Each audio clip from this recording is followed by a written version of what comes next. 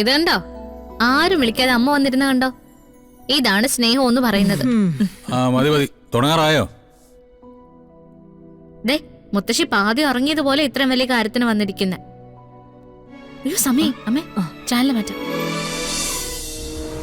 ഇക്കാര്യത്തിൽ അച്ഛന്റെ ഭാഗത്തുനിന്ന് അങ്ങനെയൊന്നും ഉണ്ടാവില്ല മോളെ. അവര് ചെയ്ത തെറ്റിനുള്ള കൂലി അവരെന്നെ അനുഭവിക്കട്ടെ. എന്നാലും ആരെങ്കിലും ഒക്കെ ഒന്ന് അന്വേഷിക്കേണ്ടതല്ലേ? സ്നേഹത്തിന്റെ ഒരു കണികയെങ്കിലും അവരിൽ നിന്നുണ്ടായിരുന്നെങ്കിൽ ഞാനിപ്പോ ഓടുമായിരുന്നു, രക്ഷിക്കാൻ ശ്രമിക്കുമായിരുന്നു. പക്ഷെ ഇനി വേണ്ട. ഇത്രയും കാലം അവർ രണ്ടുപേരും അഹങ്കരിച്ചതിനുള്ള കൂലിയാ ഈശ്വരനപ്പം അവർക്ക് കൊടുത്തിരിക്കുന്നു.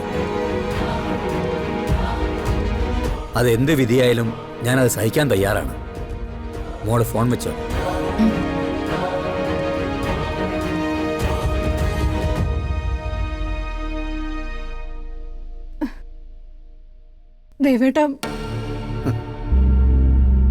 ദേവനാരായണൻ തിരുമേനിക്ക് പ്രശസ്തിക്ക് മേൽ പ്രശസ്തി ഇങ്ങനെ കൂടിക്കൊണ്ടിരിക്കല്ലേ.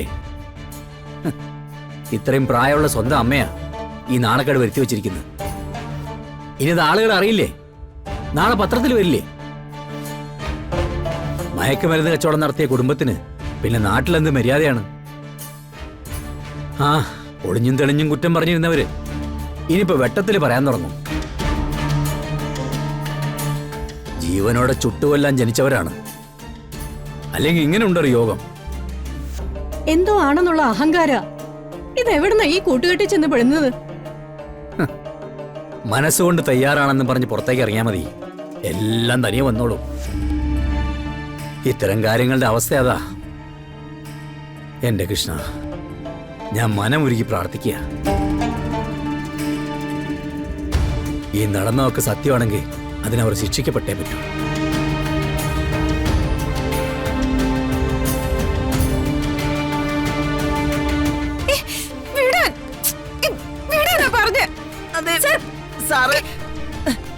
ഞങ്ങൾ നിരപരാധികളാ സർ, ഞങ്ങൾ കൊണ്ടുപോകരുത്.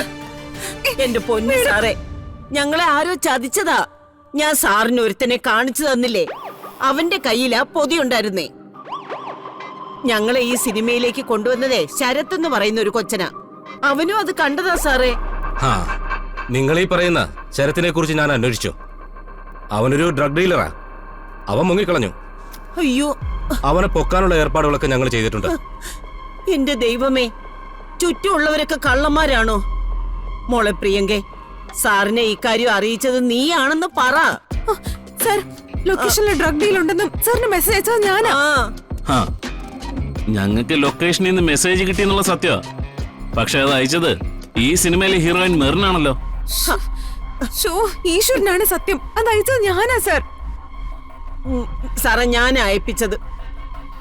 അവരുടെ ഫോണിൽ നിങ്ങൾ എങ്ങനെയാ മെസ്സേജ് അയച്ചത്? അത് പിന്നെ അവര് കാണാതെ ഫോൺ എടുത്ത് അയച്ചതാ സർ. ഓ, ഒരു നുണ പറഞ്ഞൊപ്പിക്കുന്നതിന് ഇത്ര കള്ളത്തരമുണ്ടല്ലേ? രണ്ടുപേരുടെയും ഡീറ്റെയിൽസ് ഒക്കെ ഞാൻ എടുത്തിരുന്നു. ഇതിനു മുമ്പ് പോയ സിനിമകളിലും അത്യാവശ്യം കുഴപ്പമൊക്കെ ഉണ്ടാക്കിയിരുന്നു. ടോട്ടൽ ഹിസ്റ്ററി മോശമാണല്ലോ. അതുകൊണ്ട് കൂടുതൽ കരയാനും നിൽക്കണ്ട, കേറിക്കോ. ഞാൻ കാല് പിടിക്കാം സർ. സാറേ, വേണമെങ്കിൽ ഞാനും കാല് പിടിക്കാം സാറേ. മര്യാദക്ക് വണ്ടിയിലേക്ക് കയറാനാ പറഞ്ഞത്. ഞാനൊന്നും പറയട്ടെ സാറേ.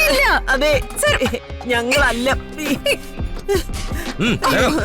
മോളെ.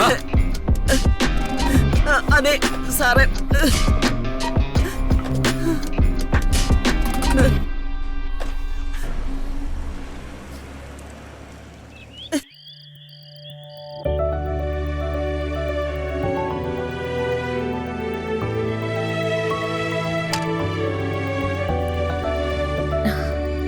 എന്താ മുത്തശ്ശി ഇവിടെ ഇരിക്കുന്ന? ഞാൻ സാധാരണ ഇവിടെ അല്ലേ ഇരിക്കുന്നേ. ഈ നേരത്തെ ഇവിടെ എന്താ ഇരിക്കുന്നെന്ന് ഞാൻ ചോദിച്ചേ. ഈ നേരത്തിന് എന്താ കുഴപ്പം?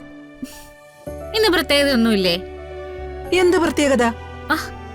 മുത്തശ്ശി പറഞ്ഞൊക്കെ മറന്നോ?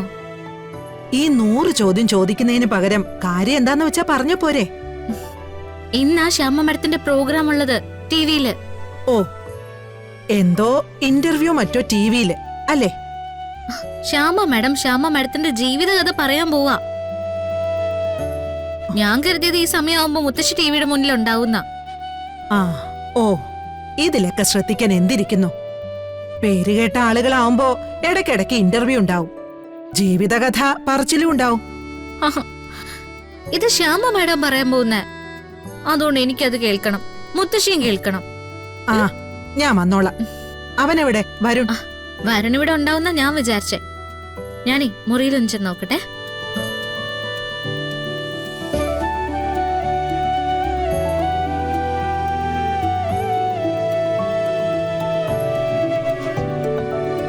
വരുൺ, വരുൺ, വരുൺ, വരുൺ.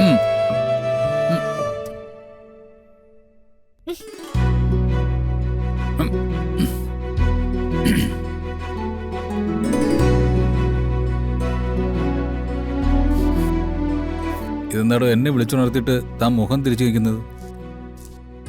പിന്നെ എങ്ങനെ ഞാൻ നിക്കണ്ടേ? എന്ത് പണിയാ വരുണി കാണിക്കുന്നത്? ഞാനൊന്നും ചെയ്തില്ലല്ലോ. പിന്നെ താൻ എന്തിനെ കുറിച്ചായി പറയുന്നത്? ഇവിടെയുള്ള എല്ലാവർക്കും പെട്ടെന്ന് ഓർമ്മ നഷ്ടപ്പെട്ടു പോയോ? TV കാണണ്ടേ? ഓ, ഈ നേരത്തെ ആരോടാ TV കാണുന്നത്? ഈ നേരത്തെ ടിവിയിൽ എന്താ ഉള്ളേ? ആ, എന്തുണ്ടല്ലേ, എനിക്കൊരു താല്പര്യമില്ല. മര്യാദക്ക് എഴുന്നേറ്റ് വരുന്നുണ്ടോ? ആ, എന്തിനാന്ന്?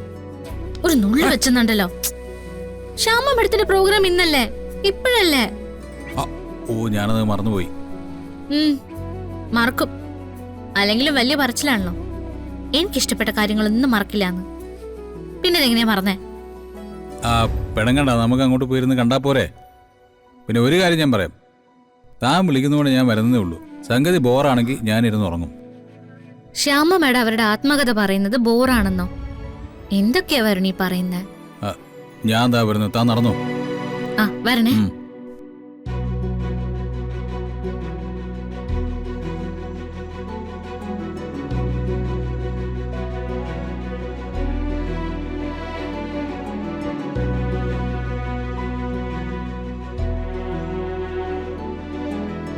ആ, മുത്തശ്ശി, ശ്യാമ മേഡത്തിന്റെ ആത്മകഥ എന്തെന്നറിയാൻ ഈ ലോകത്ത് ഏറ്റവും കൂടുതൽ കാത്തിരിക്കുന്നത് രാധിക. എനിക്കറിഞ്ഞൂടെ, ഇപ്പൊ എന്നെ വിളിക്കാൻ മുറിയിൽ വന്നിരുന്നു. എന്താ അവളുടെ ഒരു ആവേശം! ആ, അതെ, നമ്മൾ താല്പര്യമില്ലാത്ത പോലെ ചെന്നിരുന്നാ മതി. അപ്പോഴേ അയാളെ നമുക്ക് ശ്രദ്ധിക്കാൻ പറ്റും. എന്തായാലും പാ.